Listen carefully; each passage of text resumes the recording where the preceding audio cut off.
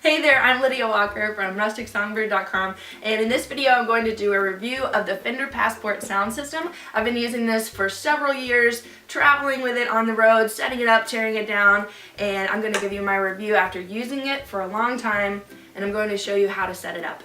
So first I'm going to set up the PA system and show you what it looks like, show you all of the knobs and what they do. So I'm going to get started. This is about 40 pounds when it's all packed together. It includes the speakers on each side. It fits really well in the back of my car, and this is great for those gigs where you're setting up in a coffee shop or if you're setting up in an outdoor venue. This is really portable and easy to use. Here is the control console. Here we've got 4 lines for either a microphone or an instrument cable. So you've got an XLR or a 1/4 inch. You've got your main levels, which are your volume, high, low, a little bit of reverb, so you do have a little bit of control over effects. There's also a main volume at the top and a main tone, which I like to keep in the middle and just keep it flat. Then on the 5th and 6th channels, you actually have a stereo option where you can plug in a 1/8 inch cable like a headphone jack and plug it into your computer or your phone and play music in the background. That has come in handy a lot. And there's other options on here that I haven't even used because most of the time I'm just playing with 1 or 2 mics and then my acoustic guitar or my ukulele, and I'll plug it in the first few lines. But this is great for like a small acoustic setup or even like a 3-piece band. You could plug in enough instruments for that. And then you've also got your stereo out, so you can use that as well. Now I'm going to show you the back of the console. So here we have your speaker lines, so you'll have a left and a right. If you want to pan your levels, then you can make sure that it's in the right one. There, I usually keep it pretty flat so both speakers are the same. You've got your power cord right here and your on and off switch, and that's it for the back. One really cool thing about this is that it includes this back panel where you can put all of your speaker cords, your mic cables, and have it all conveniently packed into one big thing. So I'll show you what's packed in mine. I have the 2 speaker cables here, and they're just 1/4 inch jack, and I think they're about 10 feet on each side. We have the power cable that is tied in a knot, of course.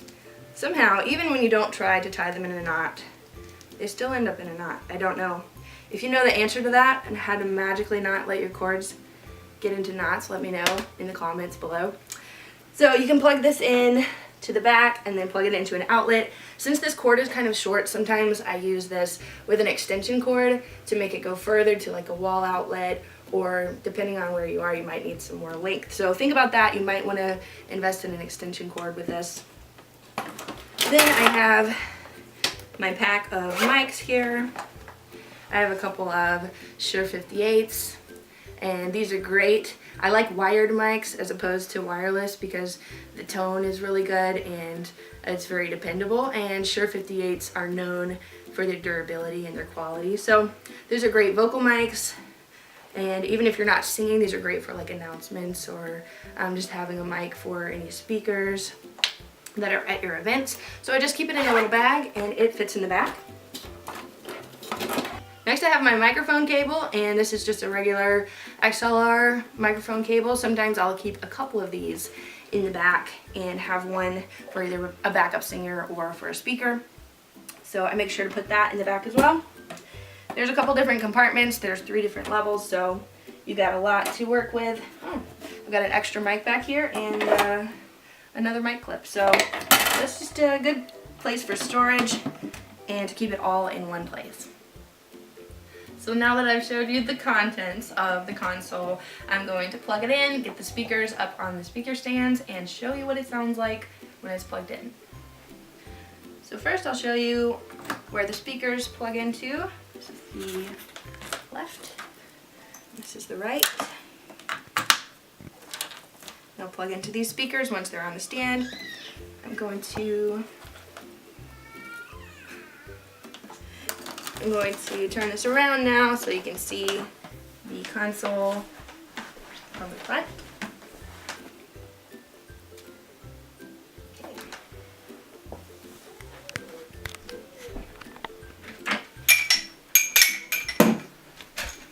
Now I have my speaker stands, and these are really beat up. They have been at hundreds of shows,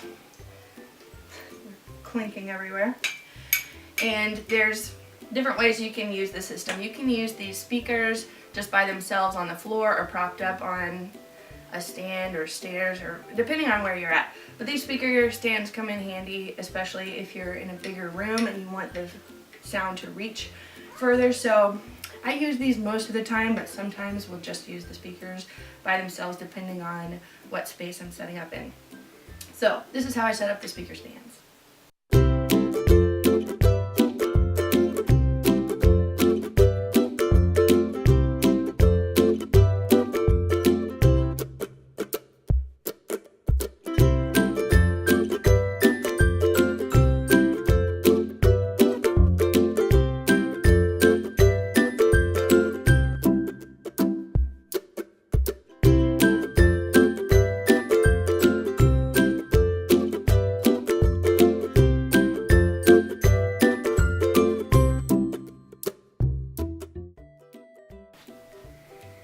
Okay, now that I've got the speaker stand set up, I'm going to plug in the speaker cables, and the input is on the front of these speakers. Sometimes it's on the back, depending on what kind, but the Fender Passport has them in the front.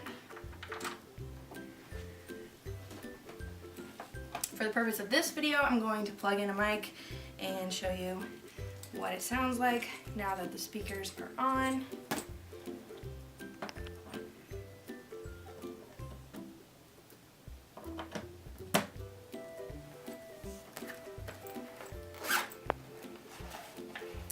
Going to be using my Shure 58.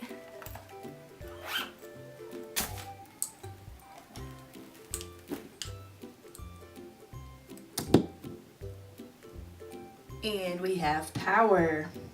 Okay, so I showed you where the on and off switch are on the back, and you also have your main levels. So this is the level with the volume about halfway, tone about halfway. I'm gonna make sure this line that the mic is in is halfway as well, and just keep the lows and highs pretty flat. I'm gonna take the reverb completely off, so this is just very clean sound without the reverb, but I like to add just a little bit, maybe a 1 on a scale of 1 to 10, just to kind of fatten up the sound a little bit and to sound a little bigger. You also have a mute option on each of the 4 lines that have the mic cables and the 1/4 inch cables. So you can mute that and it'll turn it off when you don't want it to be picking up sound, which is nice if you're in kind of a loud room. Then you can unmute it. You also have phantom power button if you're using a mic or an instrument that needs phantom power. So that's a nice feature of this as well. So this is what it sounds like when you're just talking, and I'm going to plug in my guitar next and show you what the guitar sounds like, and then you can kind of get a feel for if you are interested in buying this sound system, interested in using it to play music, then that will give you an example of what it sounds like. And again, my volumes are only halfway, so this can go pretty loud and the sound really carries. I've noticed that it's really clear and really clean, and I haven't had any problems with this system being plugged in. I've never gone all the way actually on the volume. I keep it either halfway or even 3/4, but that's really loud. You would only need that in a big room, of course. So I'm gonna plug in my guitar and show you what that sounds like coming through the sound system. Okay, now I've got my guitar and I'm going to plug it into line 2. Going to mute line 1 and unmute line 2. I'm going to keep the levels pretty flat on this one as well, and no reverb. Put the levels about halfway. The levels on my guitar are about halfway as well. If you'd like to see more about this guitar, I've done a review video on this after playing it for 5 years, so I'll link that up here in the card so you can check that out as well. This is how the guitar sounds plugged into the Fender Passport system.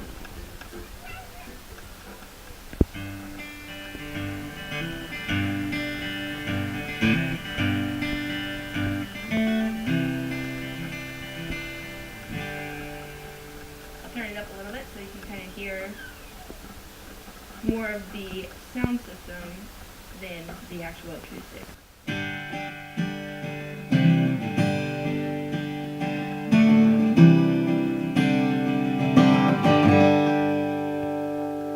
So as you can tell, it has a nice rich sound to it, very full, and that's even without reverb. So if we add just a little bit of reverb, kind of like we did with the mic, this is what it sounds like.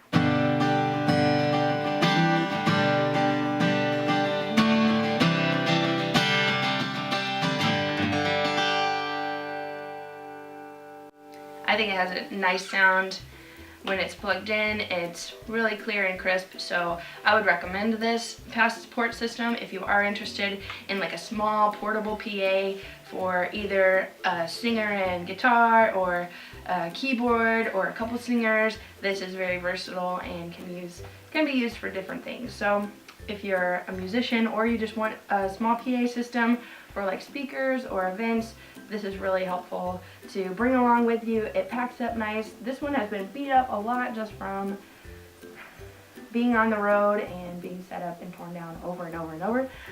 So I would say it's really sturdy, durable, and you're not going to be disappointed if you buy this. So I'll leave a link below where you can check it out and see more of the current prices and more of the specs. But I just wanted to give you my review after using it for a long time and let you know how to use it and what my thoughts are. So thanks for watching. Please give this video a thumbs up if you liked it. Comment below, let me know if you're thinking about buying this Passport system and if this review helped. If you have any other questions about this PA, just let me know and I will respond to your comments. Be sure to subscribe if you haven't already to my channel for more music and music gear reviews, guitar, ukulele, songwriting, lots of great stuff coming soon, and I'll see you in the next video.